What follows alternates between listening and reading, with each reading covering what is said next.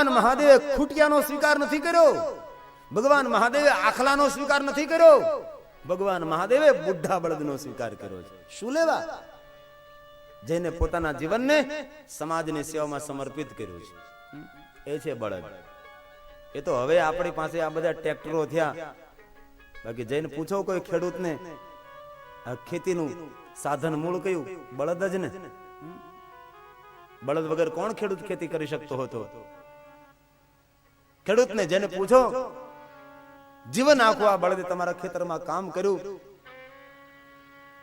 અને ક્યારેક વર હારું થયું અને 10 કળશી બાજરો થતો હોય ને થયો ભાઈ 20 કળશી, તો ખેડૂત બળદ એમ કહ્યું કે થોડુંક મને 2 કળશી મારા માટે દરેક કામ ખાવા માટે ભડકું બનાવીને આપજો.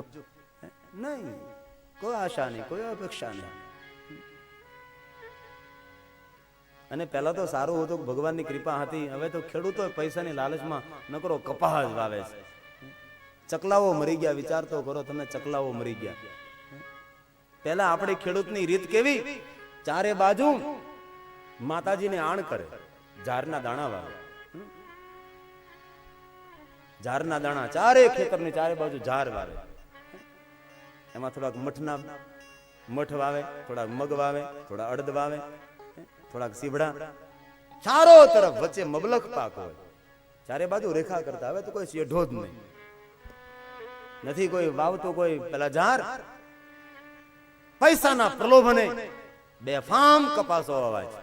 અને તમને ખબર નથી, કપાસ વાવી, કપાસના ભાવ વધારે આપી અને આપણને પાંગળા કરવાનું ષડયંત્ર છે. કપાસ અહીંથી પ્રદેશમાં જાય છે, ત્યાં સળગાવી દેવામાં આવે છે, કોઈ ઉપયોગમાં નથી આવતા. અને પૈસાના લોભથી આપણે કપાસ વાવીએ છીએ અને અનાજની તૂટ પડવા લાગી છે. જે ખેડૂત પૃથ્વીમાં તે અન્ન ઉત્પન્ન કરે ને, એ ખેડૂત માટે ભગવાને કહ્યું છે કે ખેડૂત જપ તપ સાધના 11 એકાદશી મારા મંદિરે શિવાલય દેવાલય નહીં આવે ને, તો પણ જે ખેડૂત અન્ન ઉપાર્જન કરે છે ને, અન્ન ઉગાડે ને, એ ખેડૂતને મારા આસન ઉપર હું બેસાડું છું. આ ખેડૂતનો મહિમા છે. ભારત દેશ ઋષિ ને કૃષિનો દેશ છે. ઋષિઓ જેમ સંસ્કાર ઉપાર્જન કરવાનું કામ કરે, તેમ ખેડૂતો અન્ન ઉપાર્જન કરવાનું કામ કરે. અને આપણે એક ઓળ નથી વાવતા. ભલે તમે કપાસ વાવો, પણ ચારો તરફ તો થોડુંક અન્ન વાવો, જેથી કરીને ચકલાઓને મળે. હમણાં જ જસદણથી કોઈ ભાઈ આવેલા, બહુ સુંદર મને વાત કરી. એક ખેડૂતોને અપીલ કરજો, અને તમે તો આસ્થા ચેનલ દ્વારા કરોડો માણસો સુધી વાત પહોંચાડી શકો છો. દરેક ખેડૂતને એક વિનંતી કરજો કે દરેક ખેડૂત ભલે આખા ખેતરમાં કપાસ વાવે, પણ એક ઓળ ઝારની વાવે, અને એ ઓળ અખંડ રહેવા દે, જેથી કરીને ચકલાઓ એ ઓળને ખાય અને તમને પૂર્ણ મળે. એ તો યજ્ઞ છે, મોટો યજ્ઞ. ખેતર એ જ ખેડૂતનો યજ્ઞ છે. પણ કપાસનું વાવેતર આવ્યું, આજુબાજુ ઝારના ચાહટિયાઓ પણ આપણે નથી વાવતા, બંધ કરી દીધું બધું. પહેલાના સમયની અંદર વચ્ચે સિંગ હોય, એમાં મકાઈ વાવે, સિંગની સાથે મકાઈ વાવે.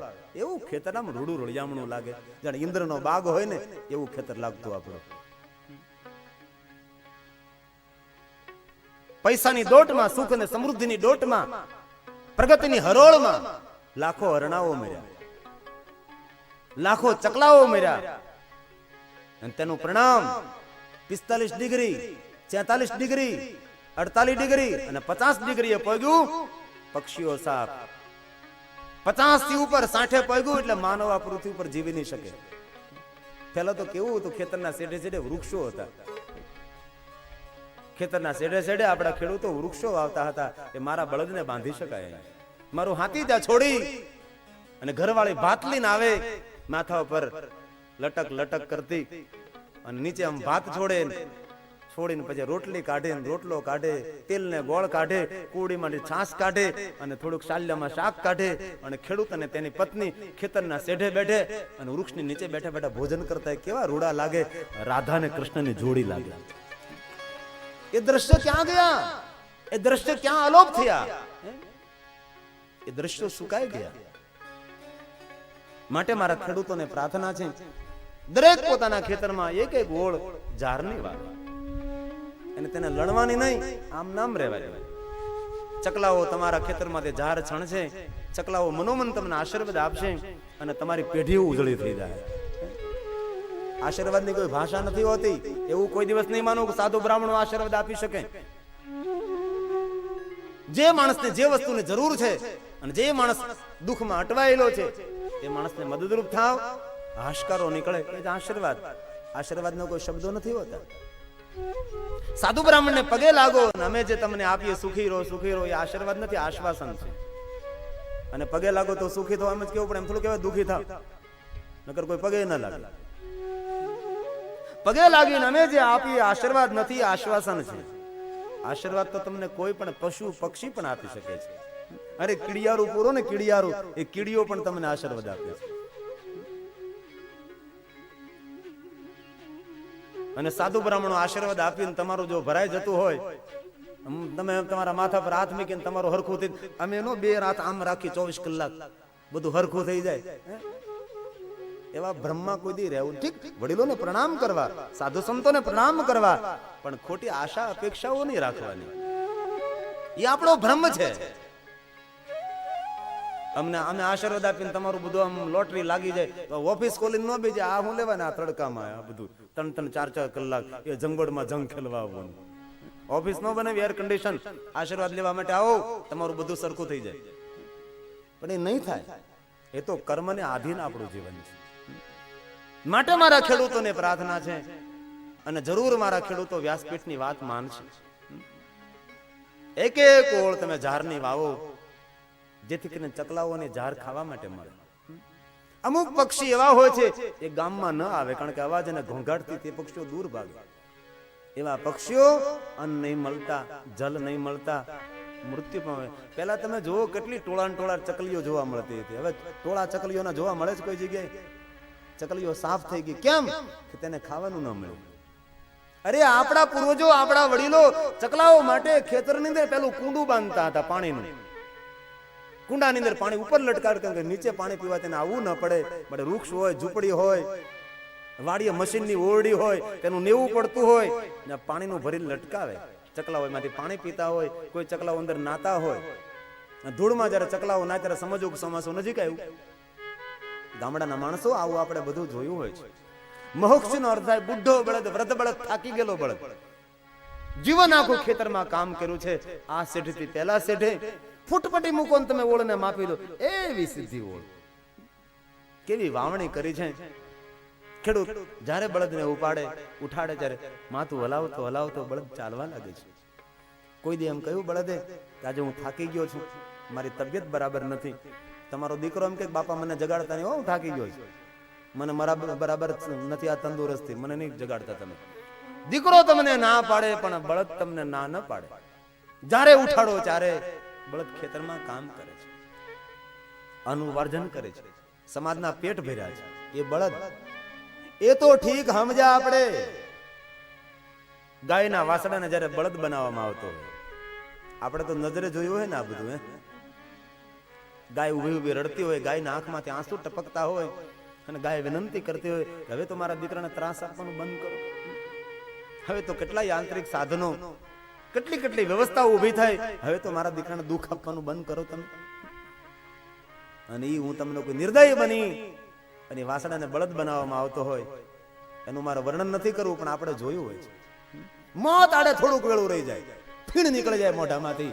જ્યારે વાસણાને બળદ બનાવવામાં આવતું ને ત્યારે મોત આડે થોડુંક વેળું રહી જાય.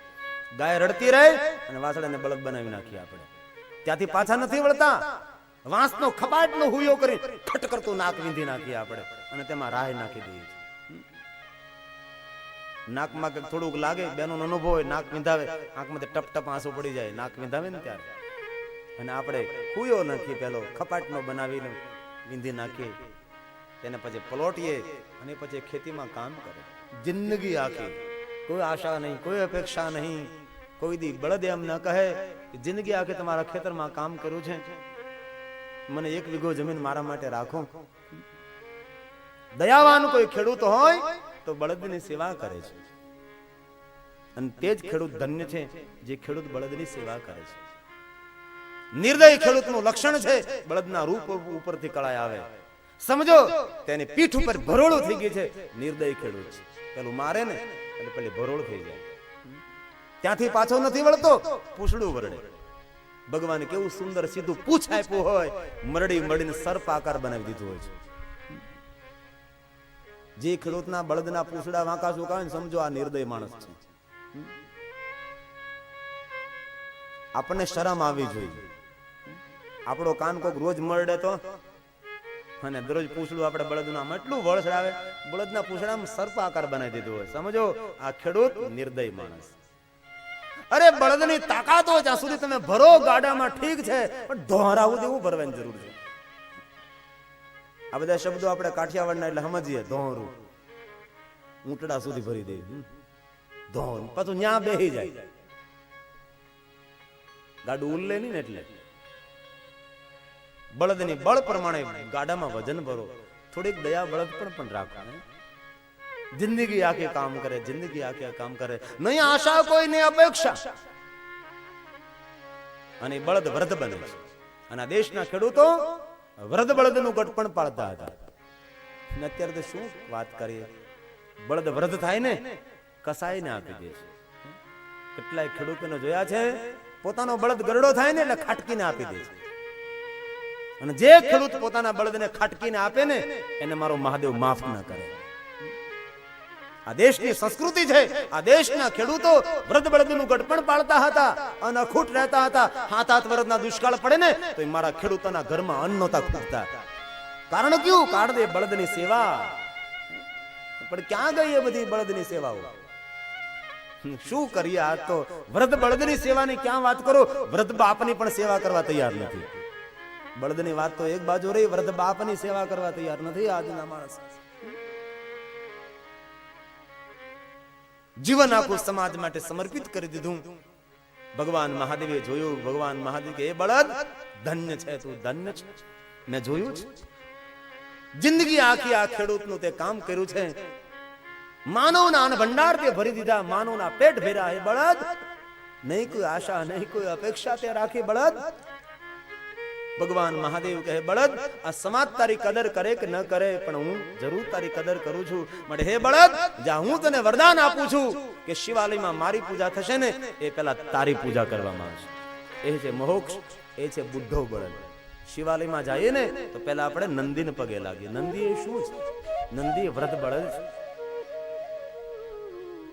ભગવાન મહાદેવ ખૂટિયાનો સ્વીકાર નથી કર્યો, આખલાનો નહીં, વૃદ્ધ નંદીનો સ્વીકાર કર્યો. એ નંદીની પૂજા શિવાલયમાં થાય.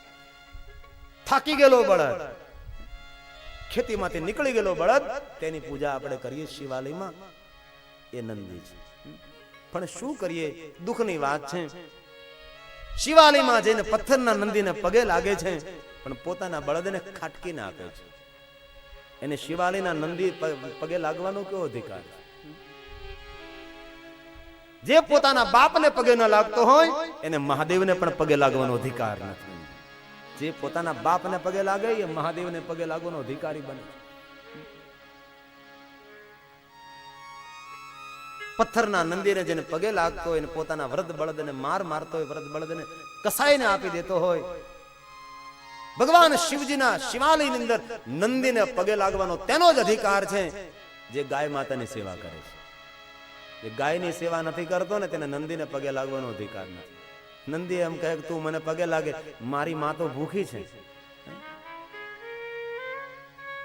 ગાય માતાનો મહિમા છે અને ગાય માતા મહાન છે ને માટે તેનું સંતાન આ સમાજની સેવામાં સમર્પિત થયું છે. આપણા શાસ્ત્રોમાં કહ્યું કે જેને આંગણે ગાય હોય ને એમના આંગણે તીર્થો નિવાસ કરે છે. જેમના આંગણે એક ગાય હોય છે એની ગયેલી પેઢીઓ અને આવતી પેઢીઓ ગૌલોકને વૈકુંઠ લોકને પ્રાપ્ત થાય છે. જેના આંગણે એક ગાય હોય છે. પણ શું કરીએ, આજના માણસને ભેંસનું દૂધ ભાવે, ભેંસનું દૂધ ખાય ખાય. એ તમે કહો છો, હું નથી કહેતો. પાડા જેવા થયા, હું નથી બોલ્યો, તમે બોલ્યા. ગાય માતાનો મહિમા છે. જેના આંગણે એક ગાય હોય ને એમનું આંગણું તીર્થ કહ્યું છે. માટે આ ગામની અંદર મારા ખેડૂતોને વિનંતી છે કે જો તમારા આંગણે ગાય હોય તો તમારા આંગણાને અમારી શિવપીઠ લાખ લાખ પ્રણામ કરે છે. જો તમારા આંગણે જો એક ગાય હોય તો સમજો કે તમારું આંગણું ગૌલોક સમાન છે. ભલે વધારે નહીં પણ એક તો ગાય આપણે હાંચવી શકીએ ને. આપણે 5 ભેહોને રાખી શકીએ છીએ, એક ગાયને કેમ ન રાખી શકીએ? અને શંકર ભગવાનને દૂધ ગાયનું ચડે, ભેંસનું નહીં. મહાદેવને દૂધાભિષેક ગાયના દૂધનો અભિષેક થાય છે, ભેંસના દૂધનો નહીં.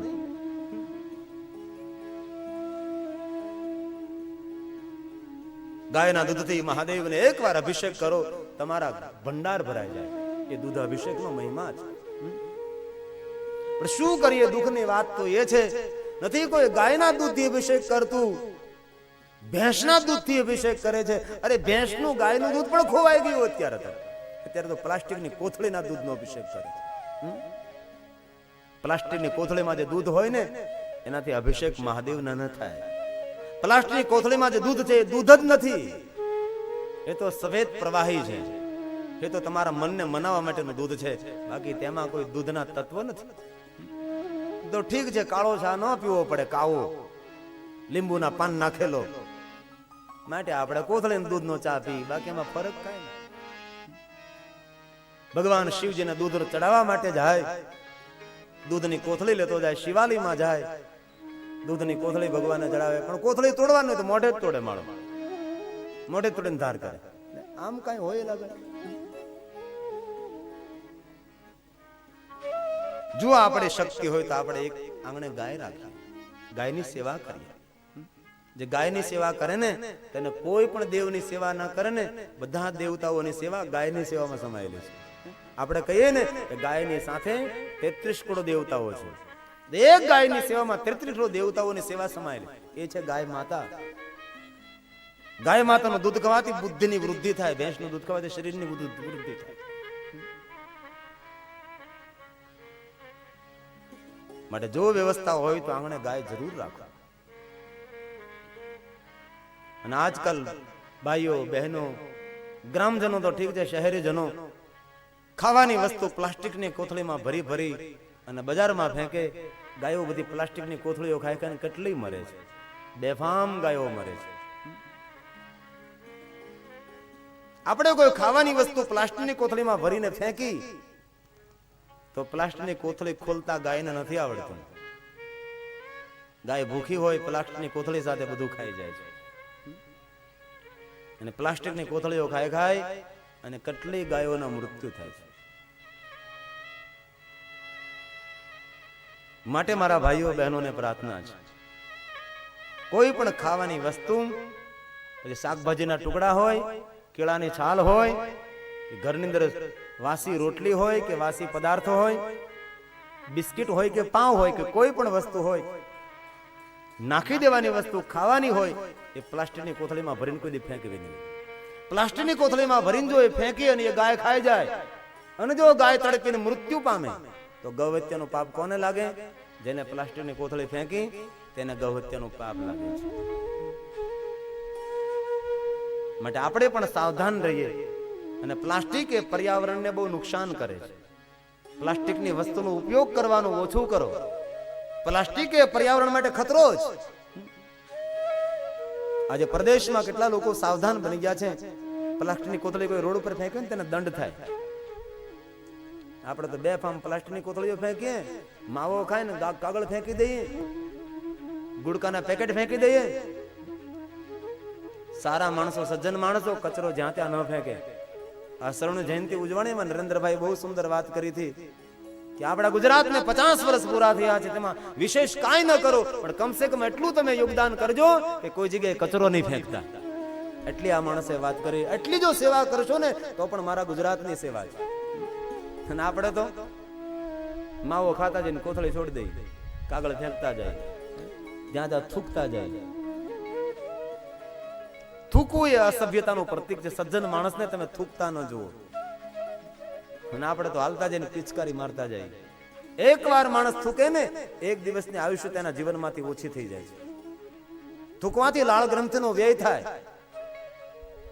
અને મુખમાં લાળ ગ્રંથિ આવતી બંધ થઈ જાય ને તો માણસનું તત્કાલ મૃત્યુ થાય. બીમાર પડીએ ને ડોક્ટર પાસે, ડોક્ટર શું કહે? મુખ ખોલો. ત્યારે તને દાંત નથી ગણવા, તું બોખો છે, દાંત વાળો છે, પણ તારા મુખમાં લાળ ગ્રંથિ આવે છે એને જોવું જ. અને કિંમતીમાં કિંમતી લાળ એ બધી થૂકી થૂકીને આપણે ફેંકી દઈએ છીએ. ખારા રે દરિયામાં મીઠી એક વીરડી. એ કઈ વીરડી? દરિયામાં કોઈ કૂવો નથી ગાળ્યો આપણા માટે. ખારો રે દરિયો, આખું શરીર ખારું છે, રુધિર ખારું, પસીનો ખારો, હે બધી જ વસ્તુ ખારી શરીરની અંદર. પણ લાળ ગ્રંથિ મીઠી હોય છે, હોય કે નહીં મીઠી? રુધિર ખારું હોય, પસીનો ખારો હોય, લાળ ગ્રંથિ મીઠી, એને અમૃત કહ્યું છે, અધરા અમૃત. મુખની અંદર જે લાળ છે ને અમૃત છે. અને મુખમાં જો લાળ આવતી બંધ થઈ જાય ને તો માણસને ભયંકર રોગ થાય છે. અને કિંમતીમાં કિંમતી અમૃત એ માવો ખાઈ ખાઈને થૂકી નાખે છે. અને આજના યુવાને પોતાની યુવાનીને થૂકી નાખી, થૂકી થૂકીને ખૂણા ભરી દીધા.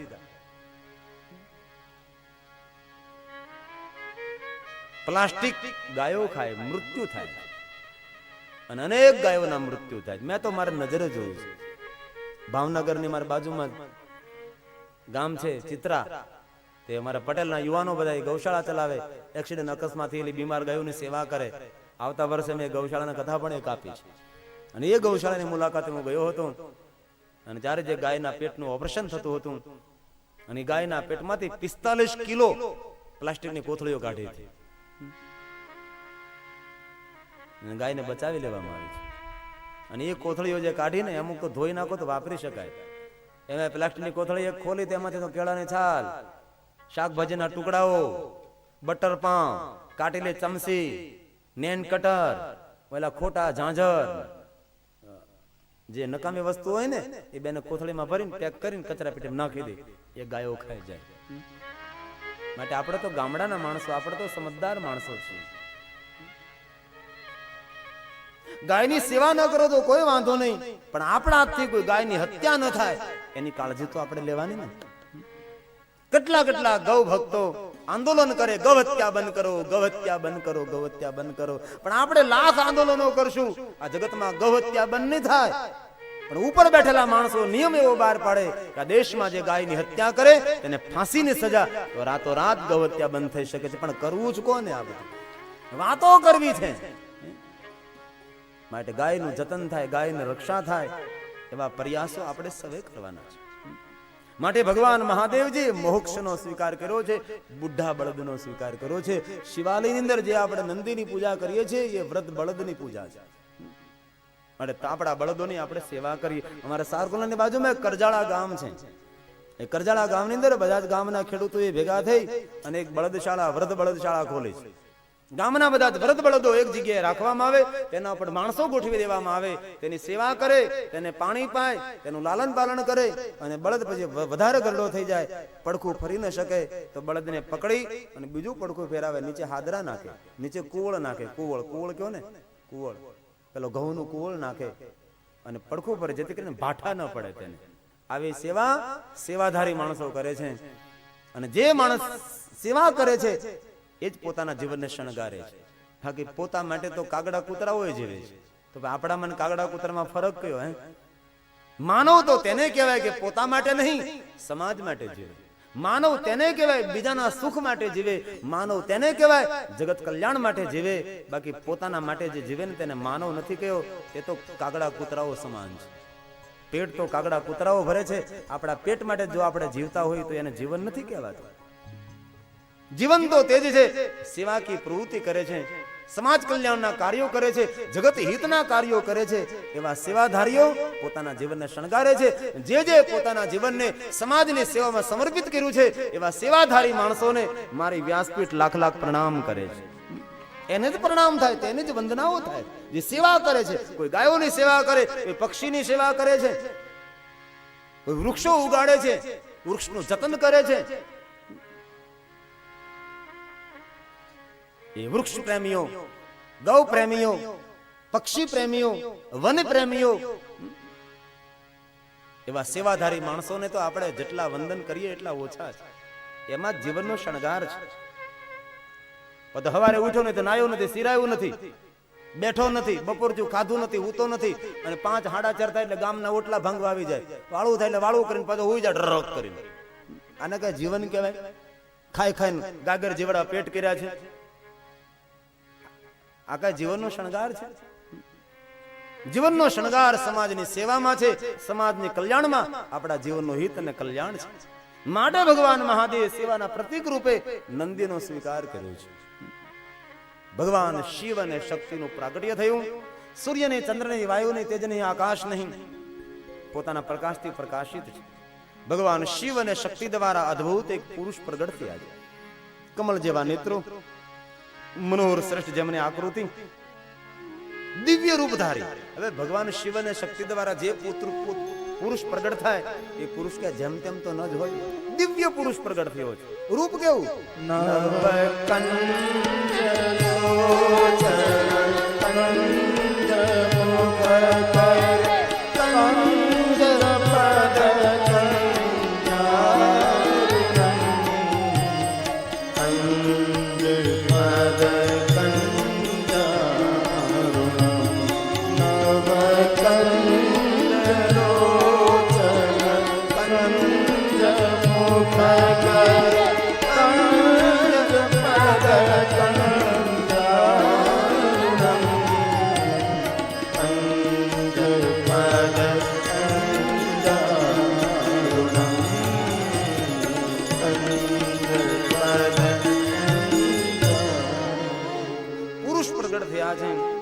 આપ કોણ છો? હું કોણ છું? પ્રધાન પુરુષ અને પ્રકૃતિ કહે છે, બ્રહ્મ તત્વમાંથી પ્રગટ થયેલા અમે પ્રધાન પુરુષ પ્રકૃતિ, અમારું નામ શિવ અને શક્તિ છે. અમારા દ્વારા તમે પ્રગટ થયા છો, તમારું નામ વિષ્ણુ રહેશે. સૂર્ય ચંદ્ર પૃથ્વી કાંઈ પ્રગટ નથી થયું. ત્યારે પ્રધાન પુરુષ પ્રધાન પ્રકૃતિ શિવ અને શક્તિ દ્વારા ભગવાન વિષ્ણુનું પ્રાગટ્ય થાય છે. અને ભગવાન શિવ કહે છે તમારું નામ વિષ્ણુ રહેશે. વિષ્ણવતે